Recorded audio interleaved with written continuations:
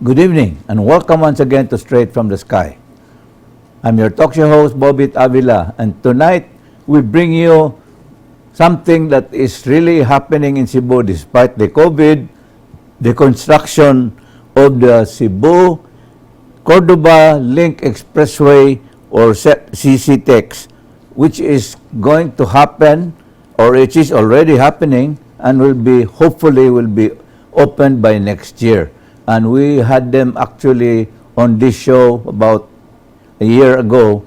And so now we have our good friend Allan Alfon, the big boss of this company, who will be with us in a Zoom interview about the third bridge that spans mainland Cebu to the island of Mactan. And so we'll be back with Allan Alfon after this break. Please don't go away.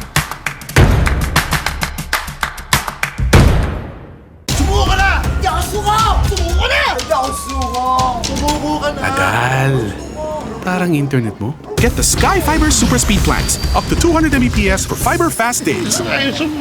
Switch to Sky Fiber.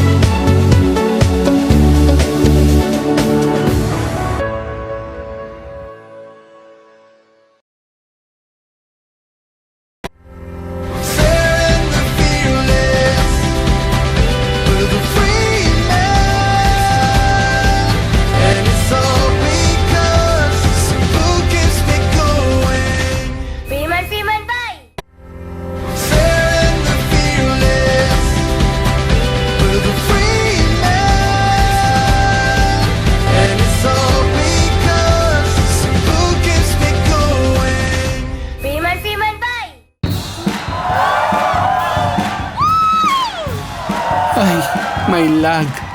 Parang internet mo? Get the Sky Fiber Super Speed plans. Up to 200 Mbps for fiber fast days.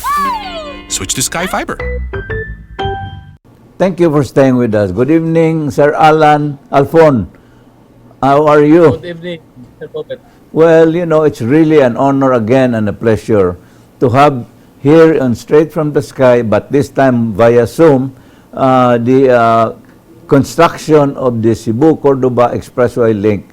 And that is something that I have experienced when we were there a year ago, where we had to cross across the channel in Cebu to go to the other side of the bridge. But now I think we're nearing already what you call the actual link up of the bridge itself. So maybe you should give us a background of the time since 2017 when construction began.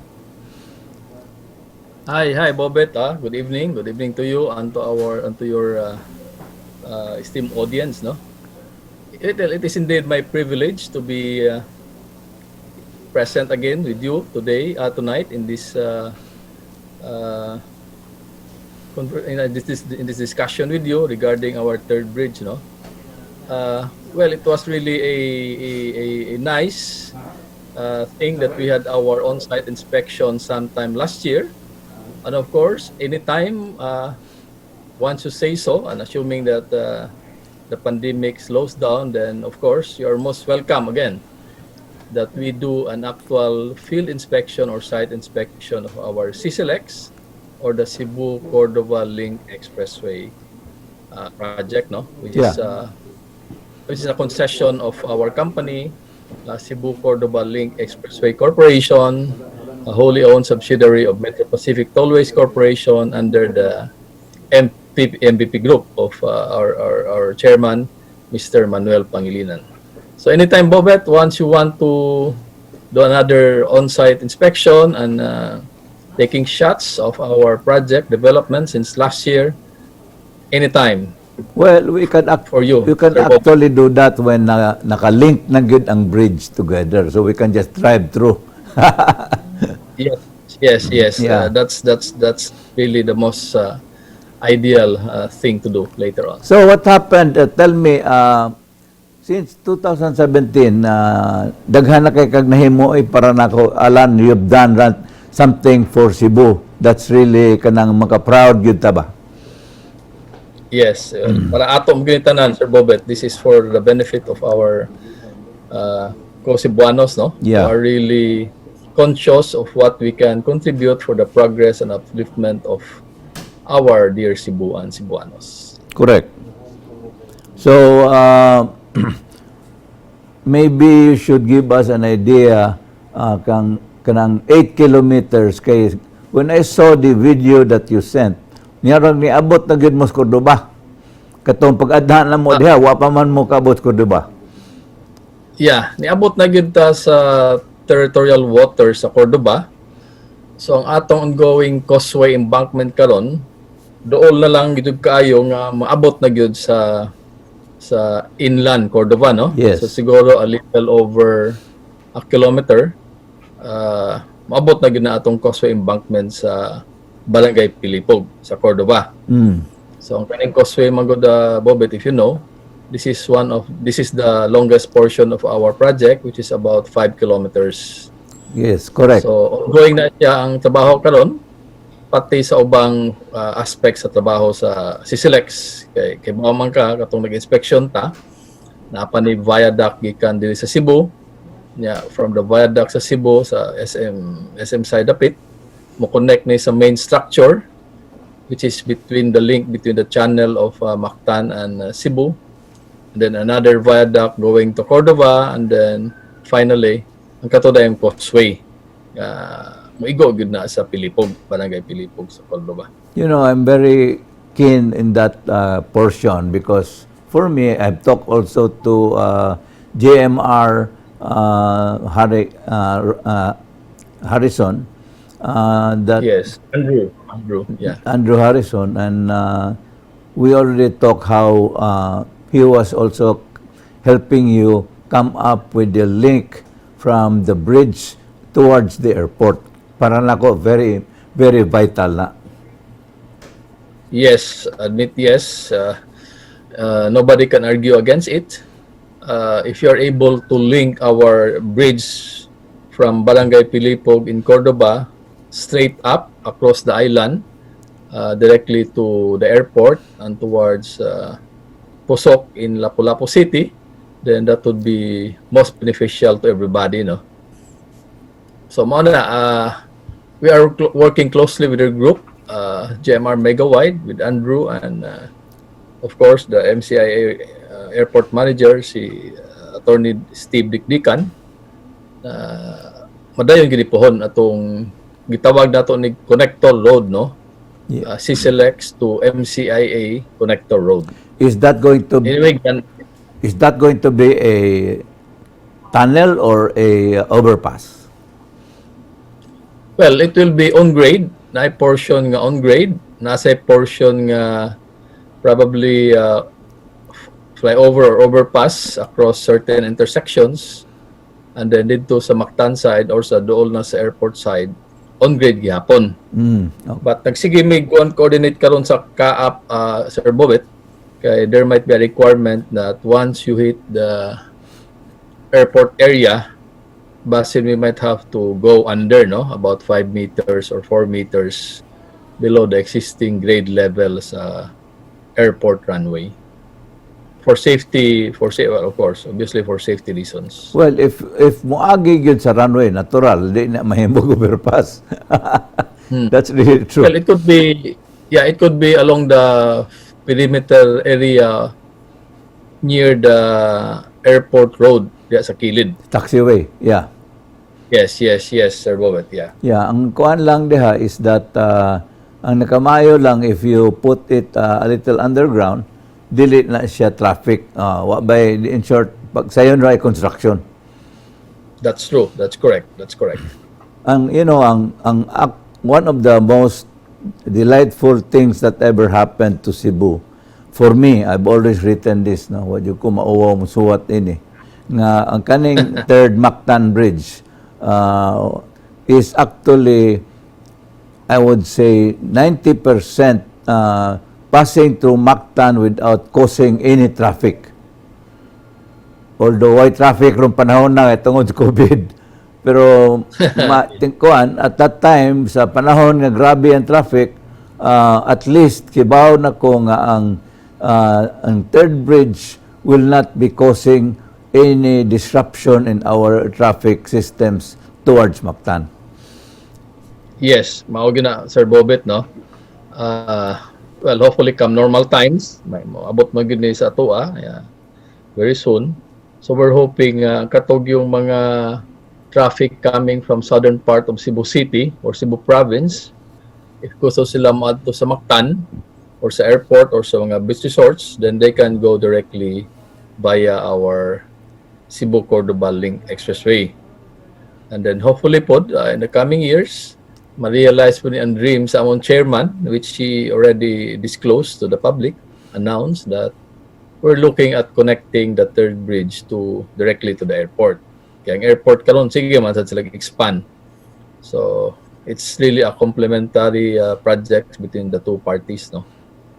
That's really for the benefit of everyone. That's really true. Actually, 2019 was a very good year unta nga kinanglanon na jud kayong bridge kay the tourism growth of Cebu was really growing so fast that nisamot ang traffic actually just to go to the airport.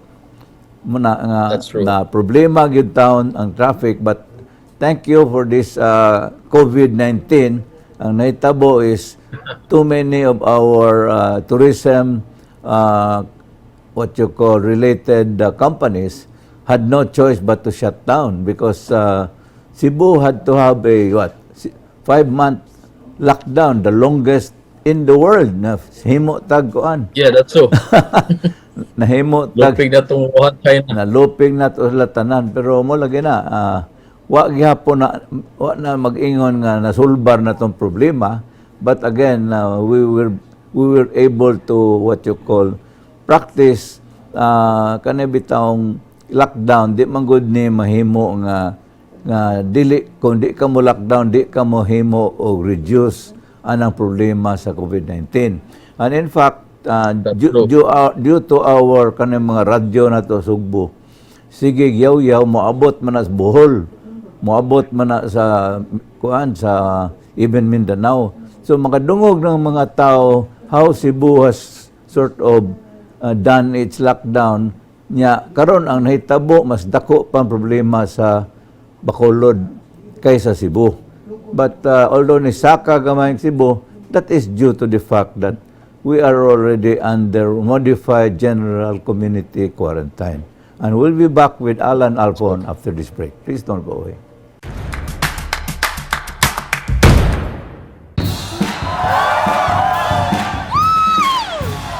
Ay, may lag. Parang internet mo? Get the Sky Fiber Super Speed plans. Up to 200 Mbps for fiber fast days. Switch to Sky Fiber.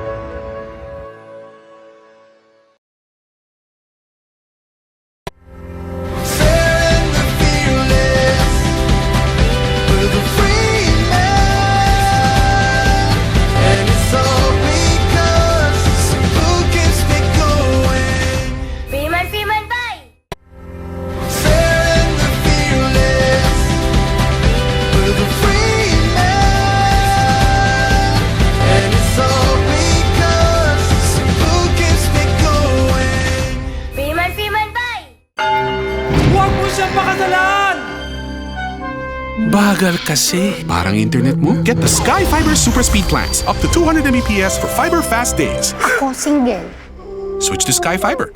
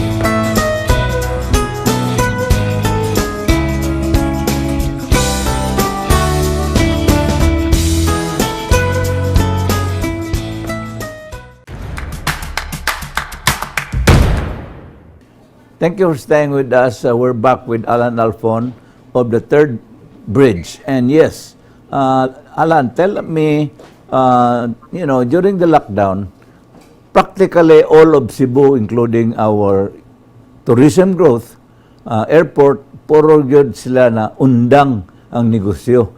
I'm talking about resorts, I'm talking about tour buses, tour guides, tour companies, daghan kayong mga kompanya nga mga what you call nakapatabang sa economic growth sa Cebu through our tourism economy nga na shut down because na-appeal na shut down because of the problem that we had no choice but the IATF had to really put a lockdown in Cebu and we became what you call global in that sense nga nayulhan na hinunta nga the longest city to be on lockdown. So it must have affected your construction. Tell us about it. Yeah, of course, this pandemic exempts no one, no? Kami sad, there were times in the past, in the recent months, nga, you had to really enforce the safety protocols as mandated to us by our local government executives and then those coming from the national government, no, through IATF. As a matter of fact, when the resolutions were issued came out from IATF and to the city of Cebu and Cordova, there were certain conditions na while constructions were exempted, but na ay mga conditions that you have to comply with para you can exercise or get or do that exemption. So ato nang i-comply dayon, and then of course our grantors sa project which are the city of Cebu, si Mayor Labella, and of course our mayor sa Cordova, si Mayor Techi Sitoicho, are very helpful, very supportive. So we were able to continue the construction, though on a slow down scale, no? Kaya na may mga requirements like, for example, you have to have barracks to house your workers para dili magsigbiyahe, plus the fact na wala by public transportation and even until now, no? Correct. Correct. Then naasa yung mga requirement nga sulod sa worker, kinalan ko ano mo ang body temperature, and then you determine na wala ba gyud siya yung mga symptoms, signs or symptoms. So, pura buyag, kalawis Ginoo, nakapadayon tagtrabaho, but medyo nahinay-hinay gamay. Kaya atong workforce na-reduce man gyud actually. And then, ang ato sang supply chain, especially those coming from our suppliers, naigo man sad sila dito sa ilang planta. So, correct. ang supply to our project, napektuhan pod. I see. So, good. We have to really do our best to do what is there, and then padayon gyud tas trabaho kay naam gyud tay commitment lagi sa atong grantors and to our fellow Cebuanos that the project should be delivered to them on a certain period of time, no? Correct. So mo na ang trabaho. So we always assure our Cebuanos na kami bal gatrabaho mig padayon stringent kay ang among enforcement sa health and safety protocols. So, pila ka percent nakuhaan ninyong mga trabahante noon talang? Dako na. There was a time nga there was a complete work stoppage for 1 week. Kay ubay-ubay man tong nagpositive. So, based sa recommendation sa atong medical staff, they need to do a full-time tracing ba. I see. So before the COVID actually, Bobet, we had about mga 2,000 workers, Yeah. no? And then karon siguro naalantas mga a little over 1,000 workers. So nga almost 50 to 40% gyud ang effect sa ato ang workers or sa atong workforce in terms of because of the COVID. So that would tantamount to how many percent sa construction reduction? Well, sa construction reduction, agin nas mga labing minus mga 15% gyud tingali. Dako na. Dako na kay problema man may mong supply. Correct. Wala kay manpower. Karon mismo critical kaayo nga ang atong mga expats coming from Spain, coming from ubuan to base sa Dubai. Dapat na nato sila karon dire. Kay we are in the critical stage of construction, especially sa kanang ato ang main structure, no? Main span. Yes, kay cable stayed man guna. Correct. Oh. Paama na siya. That's using our supplier na is Freshenet, which is a French company, no? So naana sila yung mga workers na dapat naana karon dire.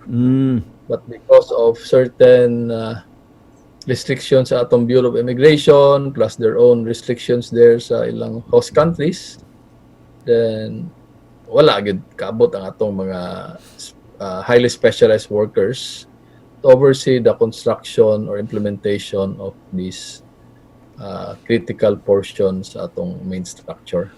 That's good to know because saludo lang gyapon ko nimo, Allan, that despite kanang imong gi-mention karon nga problema, which is really a problem, because I know Yes. not many Filipino engineers been used to building a cable-stayed span, no? But last a month ago, nasirado ang padung sa SM because you had to put in mga structures around it. Can you explain what those closures were about? Yeah. Okay. Careful kami anang closures, Sir Bobet. Before we do the closure, we must ensure to get clearances from the Department of Public Works and Highways, from the traffic team of Cebu City, other nearby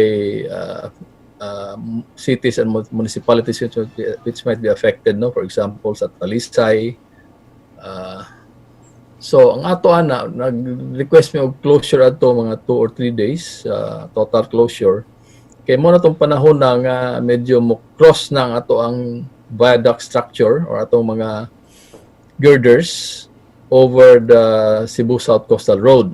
Correct. Kay mo man na ang kuan na ang kanang atong portal.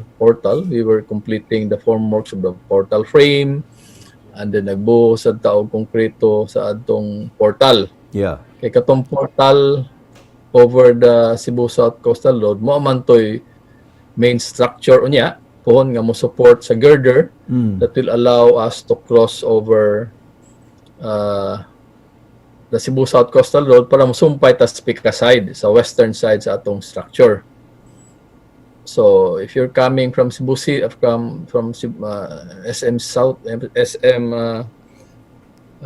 seaside, nig-abot ni mo atong portion nga mo cross ka ato na ka mulabang padong nasag ka didto sa atong main structure. Correct. So, kuan. Dako to nga massive to nga structure, Sir Bobet. It was really massive. Yeah, because I was taking there was a friend of mine who took videos, drone videos, and I saw how although kaswerte lang gyud nimo in that sense nga by grabbing traffic. If you did that sa normal times, the traffic would have been horrible. But from what I saw in the video, sa drone video, why traffic? Yes, oh. Well, amo mo ginang paningwaon, Sir Bobet, nga if you request for total closure, kung pwede, i-maximize na mo during lean hours, no? Kanang mga 11 in the evening up to 5 or 4 in the morning. Correct. But kato siya, medyo massive man to nga casting sa cement. Kuan gyud do. Wa gyud undang ang trabaho do. But you know, Sakto ka, timing ta nga medyo light and traffic all day long. tinood kay wa may trabaho. Oh, oh. Nobody was going to Talisay kay nag-lockdown sad sila. Stricto sang Talisay kay they did not want to have Cebuanos contaminate the people living in Talisay. Okay. There was a time ago to nga medyo stricto to ang cross-border between Cebu City and province, no? Correct. Tinood nako kay na, pero in a way that has helped your construction.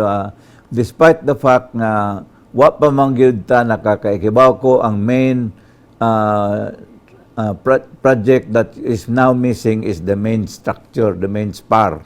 So I think when we can only hope that our mga foreign engineers from Spain or from France can come over so that kay ako makita na biya na sa among balay nga ang kanang duha ka span na makakuwang na lang ang itaod ang bridge niya, itaod ang cable stayed nga portion sa building. Kanang main pylon makita nimo, Sir Bobet, kuan pa na siya mo, saka pa na by another 30 meters tingali.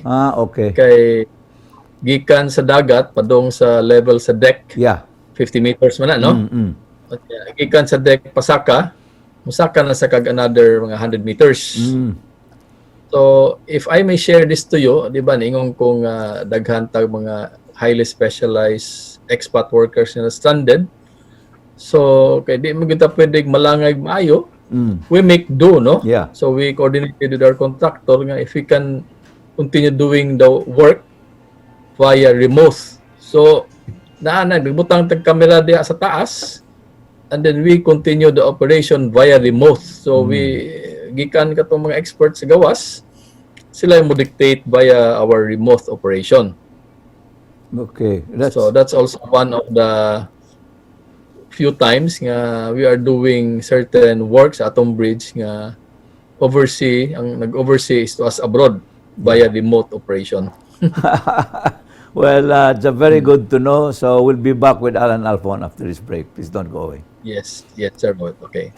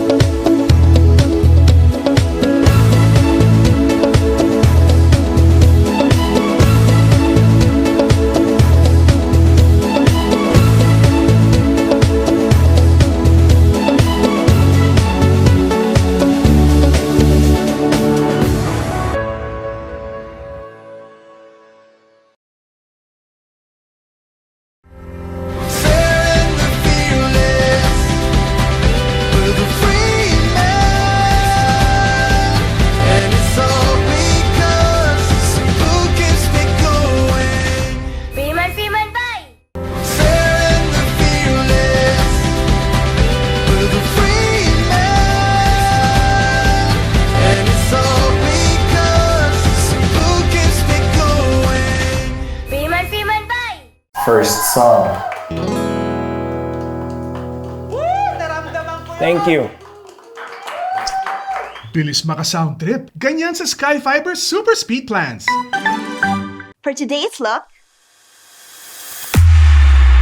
Bilis makaganda. Ganyan sa Sky Fiber Super Speed Plans.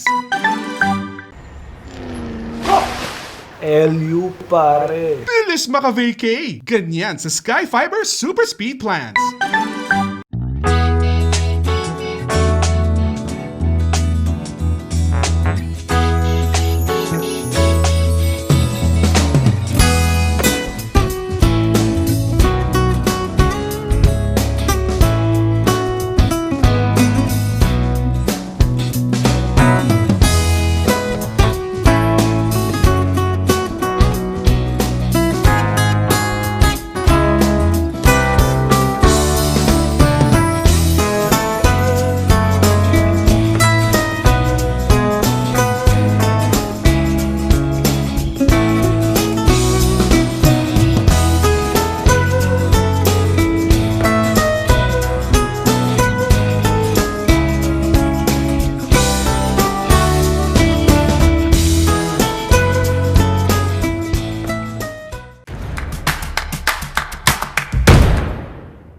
Thank you for staying with us. We're now halfway to the show talking about the Cebu-Cordova Expressway Link, or the third bridge.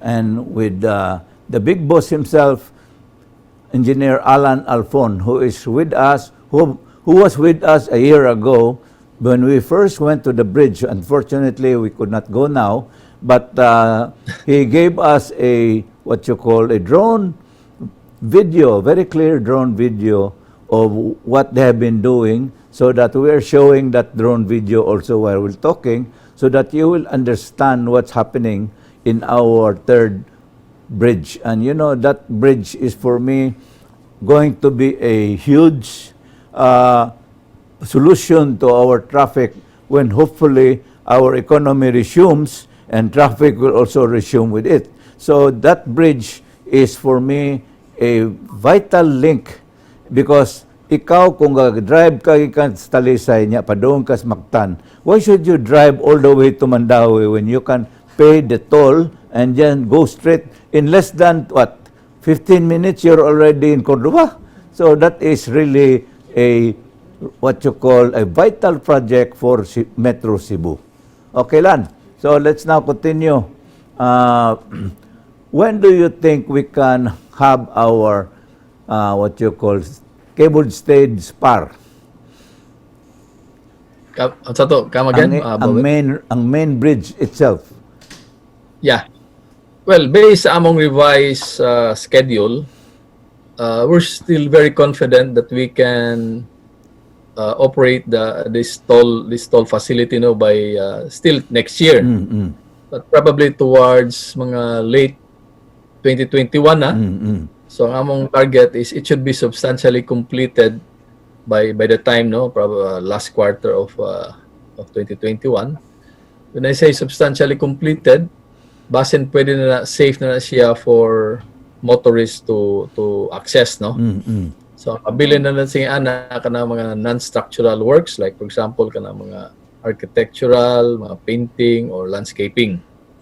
Wala na yung mabilin. So pohon. Supposed to be na kay ito itong i-mention mo last time, there is one of the person can go up one of the spars. Yes, natoy option diha nga naay murag view deck, no? But for now, amo nang gidatan-aw nga kato siyang elevator that will allow people to go upstairs, to go up. Initially, pwede ito gamiton sa among maintenance usa, no? Eh mo na amo gitay maintenance requirement diha. So naagya po na siya nga facility, Sir Bobit. Pero wa pa na ingon ta nga not for the public yet.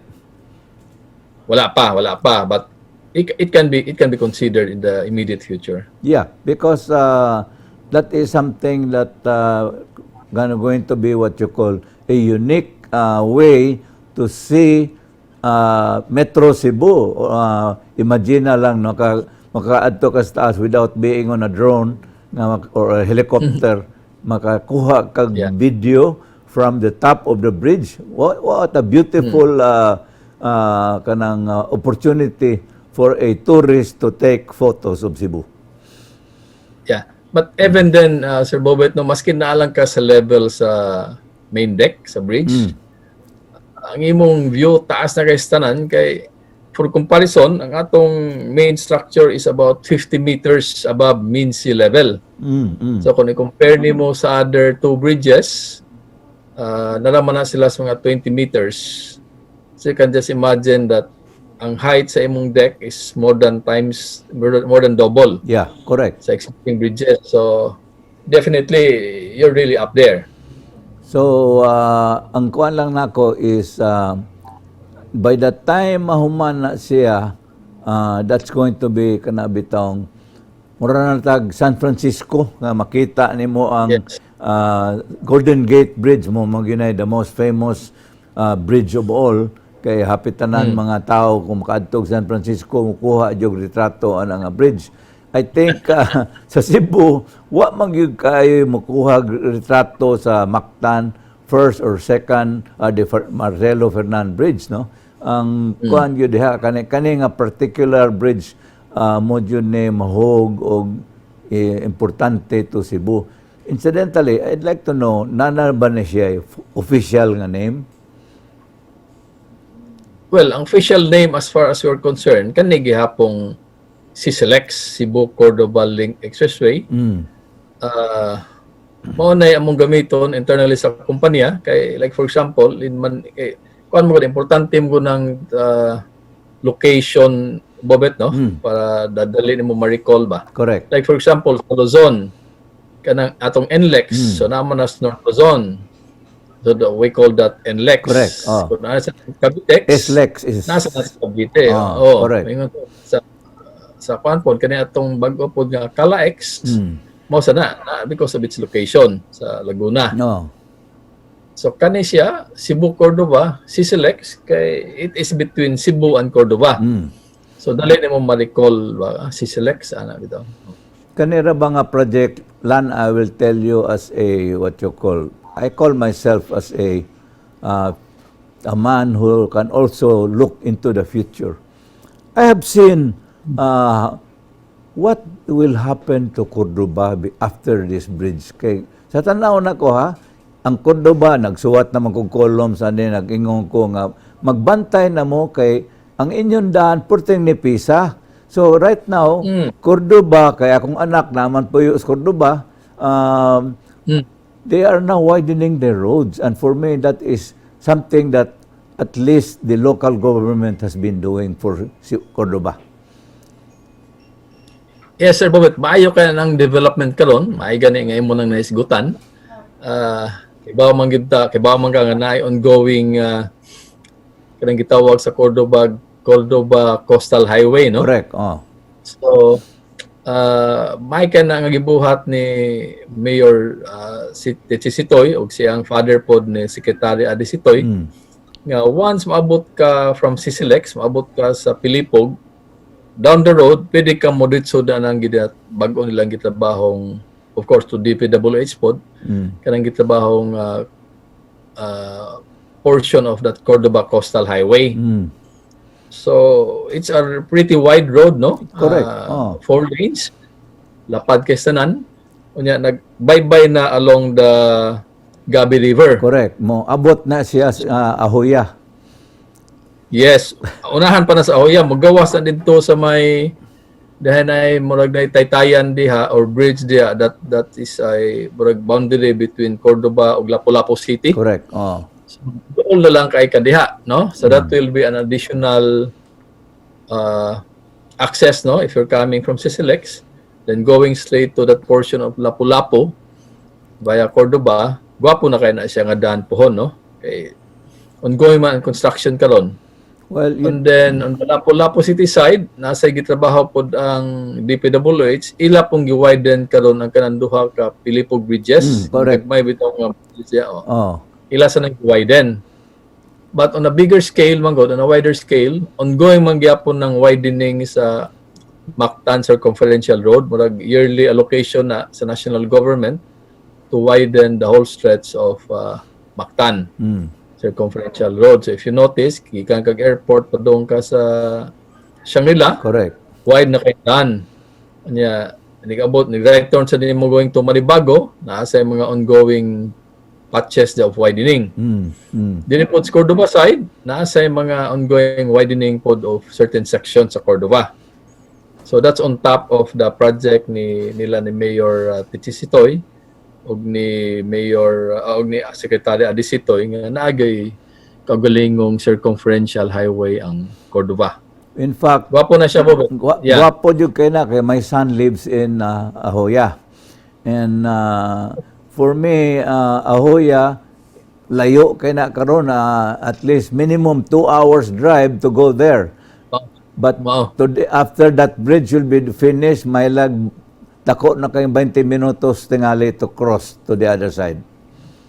Yeah, via the new highway that's being constructed right now. Yeah. Tungod lagi ana Bobit, aware gikan man ko anang usama ko involved anang development sa Ahoya from my previous employer. Correct. When you were So karon ang pricing, when you were with the Buitis at that time. yeah, that's true. Karon I heard nga ang pricing diha mo nag sky high na pod. Mahal na kayong pamaligya ug naamay mo baligya. Ako'y nakapalit ko kanang townhouse diyan dapita. Kay when I knew that there was the third bridge, I already invested in Ahoya because Ahoya is one of the good basta Buitis lagi maayod pagkada. Mao gyud oh. And that Ang lot only kuno diha murag ni doble na ang presyo. correct. Hapit na kuno mabot og 20 per square meter, gabiha. Well, that will be what you call a good sign of the project that you're handling has really helped the Yes. town of Cordova. Someday it will become the city of Cordova, and we'll be having Well, that's- our final set after this final break. Please don't go away. Okay.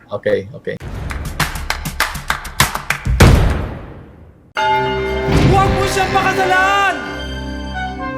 Bagal kasi. Parang internet mo? Get the Sky Fiber Super Speed Plans. Up to 200 Mbps for fiber fast days. Ako single. Switch to Sky Fiber.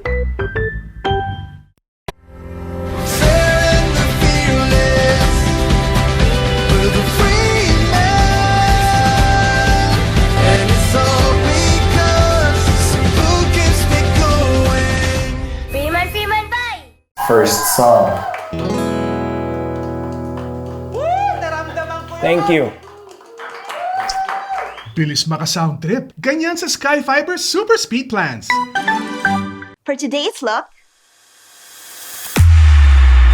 Bilis makaganda. Ganyan sa Sky Fiber Super Speed Plans. LU pare. Bilis maka-vacay. Ganyan sa Sky Fiber Super Speed Plans.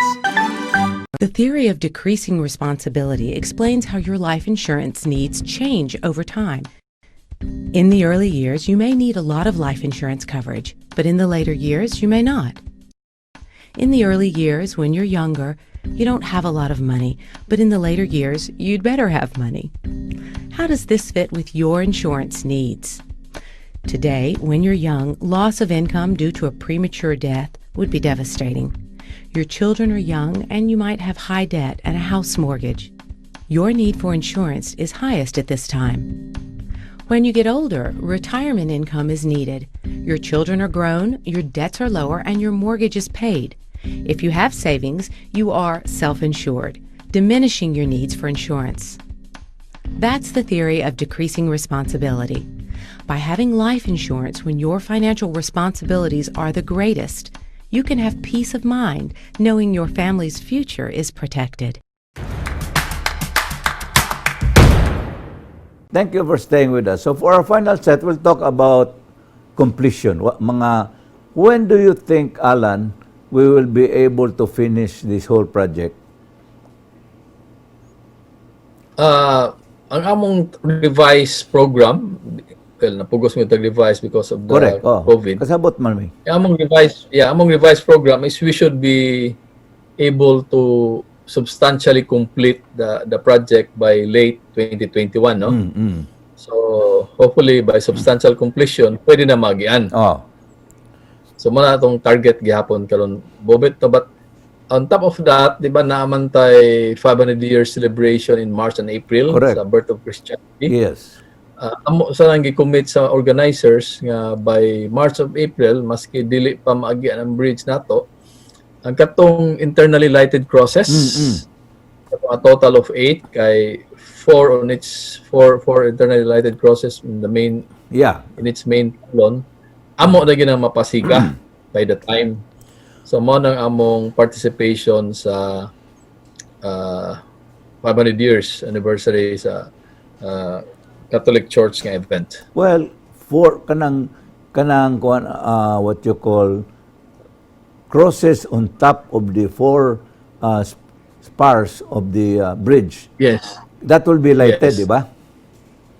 Yeah, that's internally lighted actually. Yeah, because it will become what you call good, what you call symbol of the Christianity of Cebu. After all, 500 years ago, there is a historical significance in the sense that at that time when Magellan left Seville in Spain, there was an incident in the Catholic Church where it was led by si Luther. Luther was the one who protested and created what you call a schism in the Catholic Church. And because of that, the Catholic Church was now brought to this part of the Far East, to Layugod. And, you know, if you go into history of the Philippines, the Catholic, what you call OFWs, have what you call gone to masses in their host countries and help in the Catholic Church sa silbi sa misa, dagan silang mga kuan gibuhat. So you cannot deny that the move of Magellan who brought in Christianity here has helped Europe itself. So that is historical in the sense na the what you call the Catholic Church has really helped, because this part of the world, if you recall, 2 years ago when we had our International Eucharistic Congress, it was a huge, what you call, 2 million people in a procession. Usara giguroy ang Eucharist gyud. Murag gida sa murag karosa. So think about it. This part of the world has very, very kanabitang spiritual people. And take a look at what happens during the Sinulog. In the Sinulog, ang naitabo, makakita ka sa procession ng daan. While the Sinulog Sunday is a what you call joyous affair, the procession the night before is really solemn. Hilom yung kayo. Very sacred. Yeah. Kani atong crosses, dako magani siya. So internal, it's made of stainless steel, no? So it's up there sa pinakataas nga portion sa pylon. So visible kani siya from the air, gikan ka sa plano or gikan ka nag-drive ka or dito ka sa dagat. Klaro gani siya from all angles kay all sides man. Kunya 8 kabuok total. So it should be something that we Cebuanos, where the birth of Christianity started, should be proud of, no? And So, gwapo ni siya. kung nakakagikan ka sa tubigon sa Bohol, makita na siya. Definitely. Klaro kay tanan. Okay. Taas man ni siya. Correct. Oh. Ibabaw. Oh. Kay, From all angles, makita siya po. Poon. kay para nako that is a major contribution, although wa gud siya kanang dili financial, dili kuan, pero it's Yeah, a but, major contribution by this company of Manuel V. Panghilinan, and it's a project nga wa goy labot sa Christianity god, pero na timing lang. Yeah. Yeah. Well confident that it will become one of the iconic landmarks ba in Cebu. Well, both for the Catholic Church and for our tourists later on. Mutanaw gid sila. And I'm sure by the time naingon ko ninyo ganina ni mention man jud ko nga hopefully that the Cordova will no longer be a municipality, it will become a city. And I'm one of Definitely. I'm one of the first to say it. Even si Oh. si Mayor Adi Sitoy wa ko mo mention ani niya, pero karon nga nakakita na kong unsay impact sa third bridge. Dako kayong impact para nako, and into the people living in the south, because there are more people living in the south than people living in the north. The third Mactan Bridge will be a what you call a huge help in people trying to leave the country, umadtog Manila, umadtog sakay basta sakay lang plano, ang if they come from Minglanilla, Naga, Karkar, or Talisay, it will be a boon for them to pass the third bridge. Yeah, moderate na. Moderate na. Anyway, Bobit, once it's possible, you should be one of the first guests to cross, no? We want you to enjoy the ambience, the view, in crossing the 8.5-kilometer iconic structure. You can just imagine that even along the main bridge, which is up there at 50 meters above mean sea level, then once you hit the causeway, which is 5 meters, this will be the longest causeway in the Philippines. Yes. So you can just imagine the view that you'll be enjoying. Plus, of course, you'll be putting in some commercial establishments along the stretch of the alignment. Well, thank you for that, Alan, because I was fortunate enough to be a member of the Regional Development Council and to be on top of the construction of the second bridge, which is actually now called Marcelo Fernan Bridge. Ako ng project under me because I was Infrastructure Utilities Committee Chairman. Yeah. And I was one of the first to cross that bridge. Kataonan pa kayo na siya na ako'y retrato in one of the spars sa Ilawom before gitangtang nila ang scaffolding na ako'y picture. I don't know where I placed that picture now kaya wa pa man to'y kanang digital photograph at that time, but I do have a picture in a place in the second Mactan Bridge where you can never have a photo. Yeah. And during that time, actually, you were also sitting in the board of the Mactan Cebu International Airport. Correct. Oh, correct. 20 years ko sa Mactan Airport. So I know the issues regard. That's why kana si Andrew Harrison every now and then manawag na nako kay mangutana gyud na siya unsay mga issues ba. And I'm willing to help. I find this guy very progressive. Yeah. As a matter of fact, we hosted them already, ang team ni Andrew, dito po sa ato ang project site. So lipay kay sila that they were able to see how it's moving ba.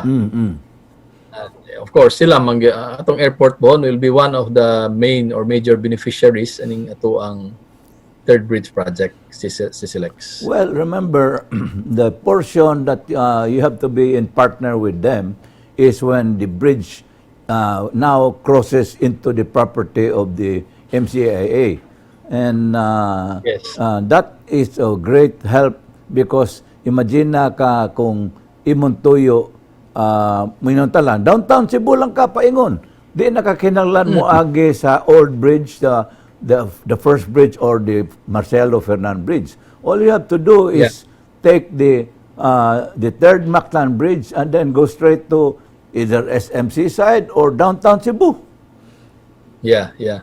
Well, we are looking forward also to making representations with the LGU or Lapu-Lapu City to Mayor Ahong Chan, no? And of course to his city councilors. Of course, definitely we can expect their full support once we are ready to present to them the CCLEC's MCIA Connector Road. Of course, we continue to enjoy the support of our dear mayors, Mayor Labilab Cebu City, and of course Mayor Techi Sitoicho of Cordova. Well, unfortunately, So we're lucky that we have supportive and also very progressive mayors as our partners. for me, Alan, I'll tell you, the third bridge is actually, despite the COVID-19, for me is what you call presents a big hope for the future of Cebu. And that is really Yes. a great future for us incoming here, hopefully next year. Unfortunately, we run out of time. We'll just ask Allan Alfon for his parting shots after this final break. Please don't go away.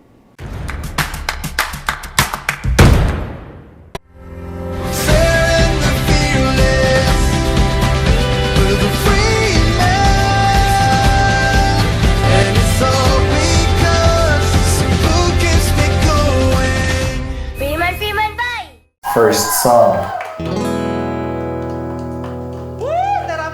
Thank you. Bilis maka-sound trip. Ganyan sa Sky Fiber Super Speed Plans. For today's look, Bilis makaganda. Ganyan sa Sky Fiber Super Speed Plans. LU pare. Bilis maka-vacay. Ganyan sa Sky Fiber Super Speed Plans.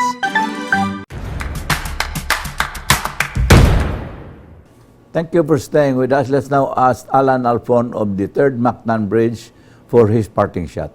Alan? Okay. Yeah. Once again, Sir Bobit, thank you so much for this opportunity.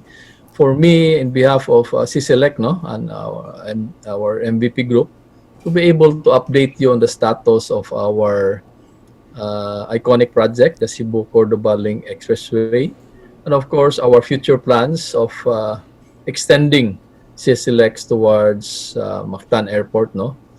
Of course, we are confident to continue to enjoy the support of our local government units, Cebu City to Mayor Labelia and Mayor Tichisi Cho, and then later on with Mayor Ahong Chan, no. Of course, we continue to be conscious of our commitment to our Cebuanos, to you, that we should be able to substantially complete the construction of CCLEC by late 2021. No? While we are not also exempted by the challenge brought about by COVID-19, but of course, it's always health over anything else. So we are very, very stringent in enforcing the health and safety protocols for our workers on site.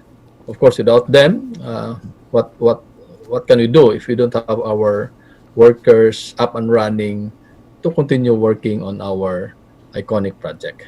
So once again, Bobet, thank you so much, and we're looking that this will not be the last of the many invitations that you will send to us to update you and the Cebuanos the status of our project and our proposed developments in Cebu, for that matter.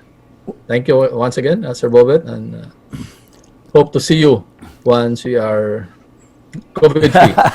Okay, thank you, Allan Alfon, for giving us an update of the Cebu-Cordova Expressway Link, which for me is what you call a project that is happening right now in Cebu that brings hope that there will always be a better Cebu coming our way. Hopefully next year that this bridge will become a tourist site in itself because of the process that will hang on top of the spires of this what you call third bridge. And yes, I would like to believe that this Cebu-Cordova Expressway Link will turn Cordova into a city, not just a municipality. And thank you to Adi Sitoy and his mayor daughter is already developing and widening the roads, including the roads in Mactan,